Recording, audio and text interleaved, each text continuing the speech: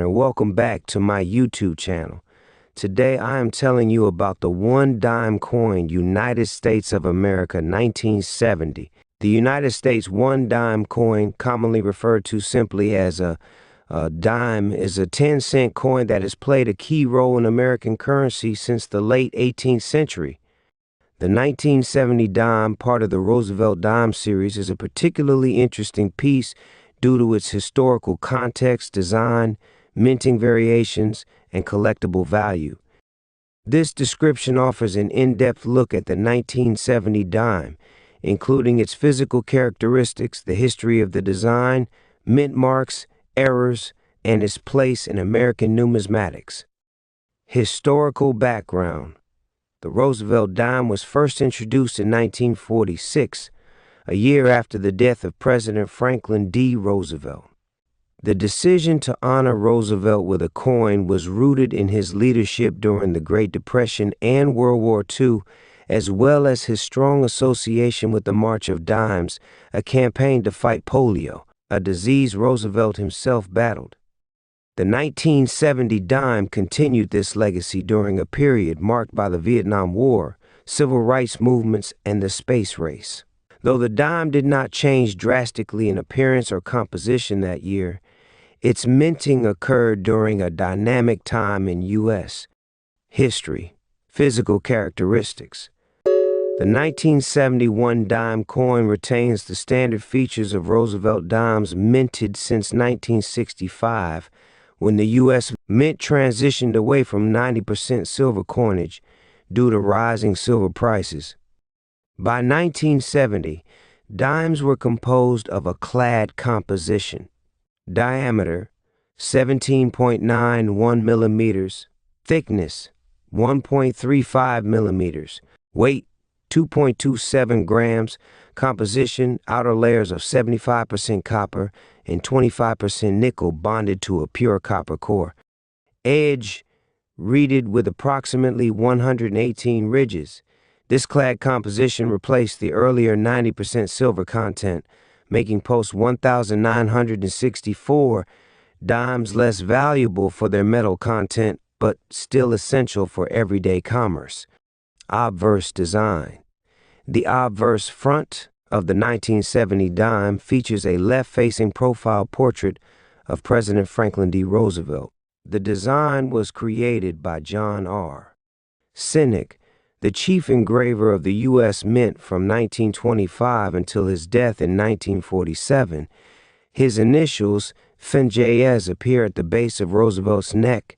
Key elements on the obverse include Liberty, prominently displayed along the left edge of the coin. In God We Trust, situated below Roosevelt's chin.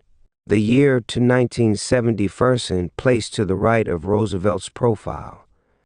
Mint mark, if present, found just above the year, indicating the mint facility that produced the coin, e.g. DMAR for Denver or Tensis or San for San Francisco.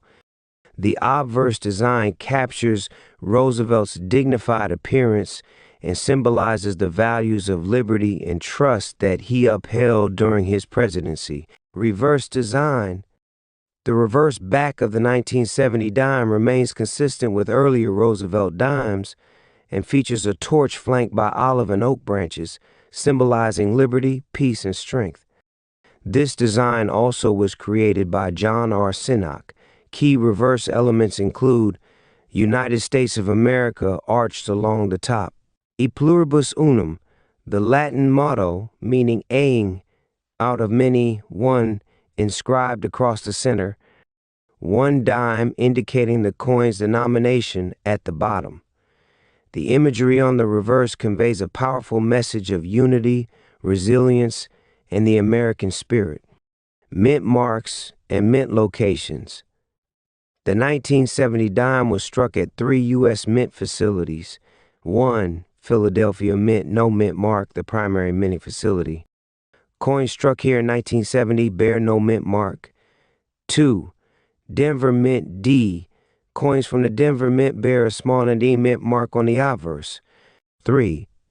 San Francisco Mint S. These were proof coins only and carry an S mint mark. Proof coins are struck with specially prepared dies and planchets and are usually sold to collectors. The mint mark appears just to the left of the base of the torch on the reverse or to the right of the date on the obverse, depending on terminology usage, but it's best known as just above the date on the obverse. Mintages and rarity.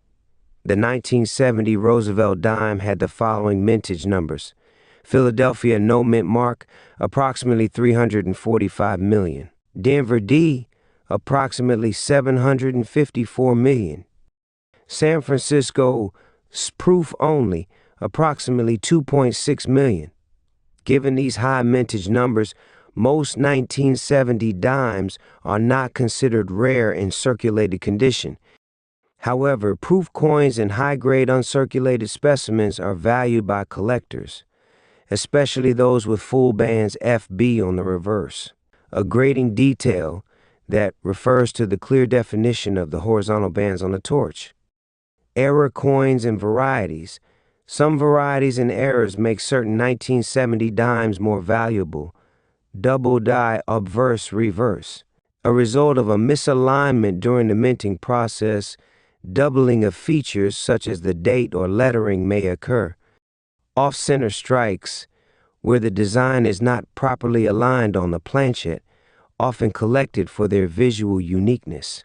Clipped planchets. Part of the coin may be missing due to an irregular blanking process. Proof strike errors. Though rare, any errors on the San Francisco proof dimes can command higher prices due to their scarcity. Collectors should verify such errors with the professional grading service, as authenticity greatly affects value. Condition and grading. Coins are graded using the Sheldon scale, which ranges from 1 poor to 70 perfect. A 1970 dime in average circulated condition may be worth face value or slightly more to a collector, but uncirculated mint state coins, especially those graded MS-65 or higher, can be worth several dollars. The most desirable coins are those with full bands FB grading, which require the horizontal bands on the torch to be fully separated and clearly defined. FB dimes from 1970, especially those struck in Denver or Philadelphia, can fetch premiums. Collector appeal. The 1970 Roosevelt dime holds a modest place in the numismatic world. It is widely collected as part of complete Roosevelt dime sets, especially those assembled by year and mint mark.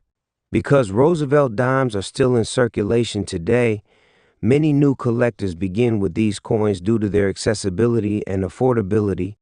Collectors often seek uncirculated rolls from banks or dealers, proof sets from the U.S. Mint, graded coins from PCGs or NGC, error coins with verifiable minting anomalies. While the 1970 dime isn't particularly rare, its affordability and historical relevance make it a favorite among enthusiasts who aim to complete 20th century coin sets. Economic context. In 1970, the U.S. economy was experiencing inflation, technological advancement, and cultural change. The purchasing power of a dime in 1970 was significantly greater than today. One dime could buy a loaf of bread, a bottle of soda, or even a phone call from a public payphone. This purchasing power illustrates how small denominations like the dime played an essential role in everyday life. Conclusion.